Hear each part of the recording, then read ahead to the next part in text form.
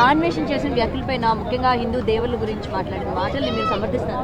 ఎలా సమర్థిస్తామమ్మా? సీతమ్మని రేపు అంటాడు ఆయన. మనిషిని ఆయన అసలు కింద స్థాయి నుంచి ఒక యూట్యూబర్ అయ్యి ఉండి ఇండియాలో చాలామంది క్రియేటర్లు ఆయనలాగా ఎదగాలని చెప్పి ఒక ఇన్స్పిరేషన్లో ఉన్న మనిషి సీతమ్మ రేపైందమ్మా. ఏమైనా చరిత్ర తెలుసా ఆయనకి? ఊహ ఉండే మాట్లాడుతున్నాడా? బూతులు మాట్లాడినంత మాత్రాన హైలైట్ అయిపోతాం అనుకుంటున్నాడా? మన పురాణాలు తెలుసా?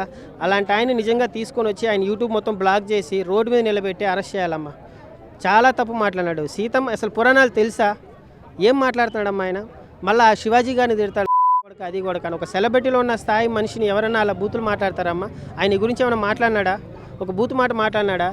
ఈయనకి ఏం అర్హత ఉందని చెప్పేసి ఈయన ఇలాగే వదిలేస్తున్నారు. నేను అందుకే అంటున్నాను, ఆయన ఫాలోవర్స్ అందరూ చెప్తున్నాము, రిపోర్ట్లు కొట్టండి, ఆయన యూట్యూబ్ ఛానల్ని బ్లాక్ చేసేయండి, రోడ్డు మీదకి రమ్మని చెప్పండి. అప్పుడే తెలుసు మళ్ళీ కష్టం విలువ. అంటే ఎవరు ఏం చేయలేరు, నేను ఏదైనా మాట్లాడొచ్చు, నేను ఇతర దేశాల్లో ఉన్నాను కాబట్టి నన్ను ఎవరు పట్టుకునేవాడు లేదు అన్న ధైర్యంతోనే ఇలా మాట్లాడారు. అమ్మ పోలీసులు అనుకుంటే ఎక్కడున్నా కూడా లాక్కొని వస్తారు. మొన్న ఐబొమ్మ రవిని అరెస్ట్ చేయలేదా చెప్పండి? అంతకుముందు వాడెవడో బయట ఉంటే వాడిని కూడా లాక్కొని వచ్చి మరీ అరెస్ట్ చేశారు. పోలీసులతో పెట్టుకుంటే మామూలుగా వాడు ఏడున్నా సరే రాక్కొని వస్తాము, అరెస్ట్ చేయాలమ్మా. లేకపోతే ఇది ఇంకా చాలా దూరం వెళ్ళిపోతుంది. ఈరోజు సీతమ్మని తిట్టాడు, రేపు ఇంకా మన ఆడవాళ్ళని మన సంస్కృతిని గలీజ్ అయిపోతుంది. సో కంపల్సరీ ఆయన తీసుకొచ్చి అరెస్ట్ చేయాలి. మొత్తం మళ్ళీ స్టార్టింగ్ జీరో చేసేయాలి. ఒక మనిషికి ఎక్కడుంటే తెలుసా కాన్ఫిడెంట్? ఇంత సంపాదిస్తాం, మన లోడ్ ఏం పేకలేడు అనే డబ్బు ఉన్న మదంలో మాట్లాడతారమ్మా.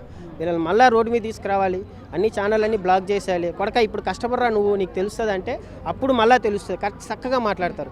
మళ్ళీ వానికి ఇంతమంది ఫాలోవర్స్, అన్న నువ్వేం మాట్లాడినావు అన్న సూపర్ అన్న, నువ్వు తోపన్నా అని చెప్పేసి 14 ఏళ్ళ అమ్మాయిని కూడా నేను రేప్ చేశానని చెప్పి ఒక ఆడియో కాల్లో కూడా మాట్లాడడం వైరల్ అవుతుంది. అలాంటి మనుషుల్ని మనం బతికినిస్తున్నాం చూడండి. అదే అమ్మ మన తప్పమ్మా.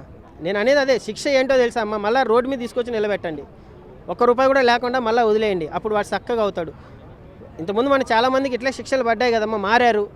సరే ఇప్పుడు ఐబొమ్మ రవి గారు కూడా చేసింది తప్పే, ఆయన మళ్ళీ తీసుకొచ్చి మొత్తం బ్లాక్ చేసి రోడ్డు మీద నిలబెట్టారు కదా. అలాగే ఈయన కూడా తీసుకొచ్చి నాన్ వెజ్ గారిని అరెస్ట్ చేయాలమ్మా. నేను అదే